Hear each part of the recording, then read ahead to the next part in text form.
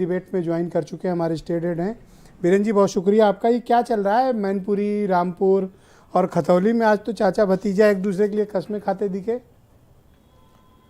देखिए, शिवपाल सिंह यादव के लिए समाजवादी पार्टी उनका हमेशा अपना परिवार रहा, लेकिन कहते हैं कि जब गले में जहर जाता है तो एक आदमी को मारता है, और जब कान में जहर जाता है तो हजारों लोगों को मार देता है, और वो भी उसी का शिकार हुए थे।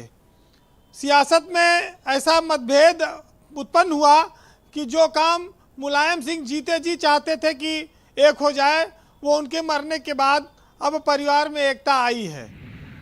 शिवपाल यादव सपा के टिकट पर चुनाव लड़े थे, लेकिन लड़ने के बाद इसी जुलाई महीने में समाजवादी पार्टी से एक चिट्ठी जारी हुई थी कि शिवपाल सिंह यादव जी, आप स्वतंत्र हैं, आप जहां जाना चाहते हैं जा सकते हैं। ये लोगों को याद होगा, बहुत ज़्यादा समय नहीं बीता है, इसी 22 का मामला है। तो अब फिर उन्होंने बड़ा दिल दिखाया है। तो इसमें तो ये आप देखिए कि शिवपाल यादव हर बार बड़ा दिल दिखाकर परिवार को एकजुट करने में लगे रहे, लेकिन कुछ परिस्थितियां थी कि अखिलेश यादव उससे संतुष्ट नहीं होते थे।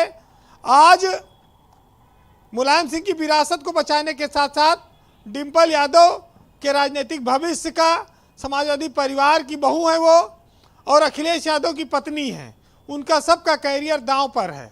तो ये मिलन इस परिवार में एक इतिहास बनाए, वो इसके लिए आगे आए हैं, और परिवार की एकता को बढ़ाने के लिए। बीजेपी इस बात को लेकर आलोचना करती थी कि जब परिवार एक नहीं कर पाए तो ये चुनाव क्या खाक जीतेंगे। तो अब एक चीज़ में तो ये लोग कामयाब हो गए, समाजवाद को भी वो कहते हैं इससे ताकत मिली है। लेकिन आप 2-3 चीज़ें देखिए आप इस चुनाव में। अगर हम तीनों चुनाव की बात करें तो पहला तो किसान के एक नेता थे राकेश टिकैत, वो इस पूरे चुनाव से गायब हैं, उनका भी कहीं अता पता नहीं है। नहीं तो वो किसान आंदोलन से पूरा मचाए रहते थे। तो बीजेपी के लिए वो भी एक बहुत बड़ी राहत भरी खबर है ब्रजेश जी।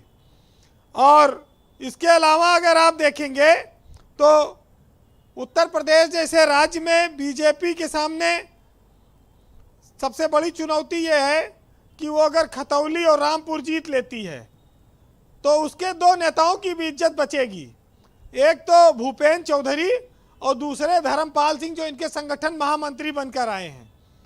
अब सुनील बंसल नहीं है इनके पास, जो उत्तर प्रदेश के चप्पे चप्पे को जानते थे और किस तरह से किसको मिलाना है, किसको जोड़ना है, और चुनाव कैसे जीता जाता है, संगठन का क्या प्रभाव होता है, वो एक बड़ी बात थी। उनके जाने के बाद ये चीज़ खाली हो गई है, और ये बीजेपी को कहीं ना कहीं कष्ट दे रही होगी। सुनील बंसल एक सक्रिय नेता थे, अब उस पर इन दोनों की प्रतिष्ठा दांव पर रहेगी। अच्छा, दूसरा मैनपुरी में और खतौली में दोनों जगह पर एससी वोट पर नज़र है कि दलित वोट किधर जाएगा। अब बीजेपी का भी निगाह है कि बीएसपी का वोट हासिल कर लो। लोग ये कहते भी हैं कि बीएसपी अपना रोल अदा करेगी बड़े भाई के लिए, और उनके लिए, अपने मालिक के लिए जो चाहे करना पड़े करेगी। तमाम सारी बातें हैं, लेकिन ओम प्रकाश राजभर की पार्टी प्रत्याशी पर्चा खारिज हो गया, और उधर ओवैसी साहब गुजरात में बिजी हैं। तो अब यहाँ पर उतना काटने पीटने की संभावना भी कम हो गई, यूपी में उनका योगदान हो नहीं पा रहा है।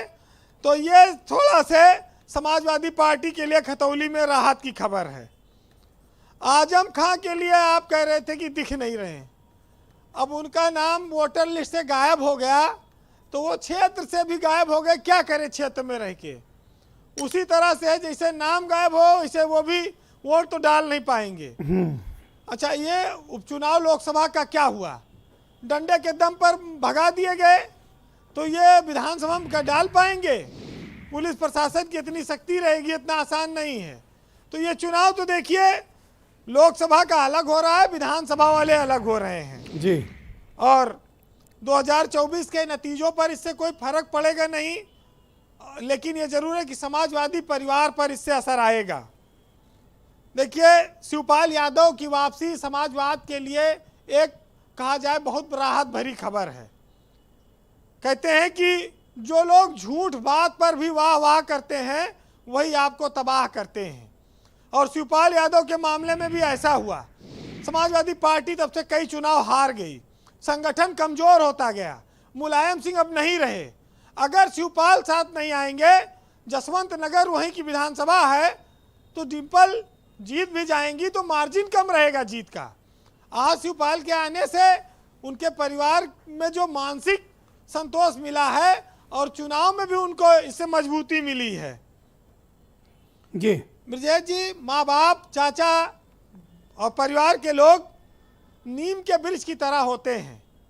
उनका फल कड़वा भले हो, लेकिन उनकी कड़वाहट से आपका जीवन सुधर जाएगा, रोग ठीक हो जाएगा और वो ठंडी छांव देंगे। तो ये परिवार में अगर किसी की एकता हो रही तो इस पर कोई कष्ट नहीं होना चाहिए, अच्छी बात है।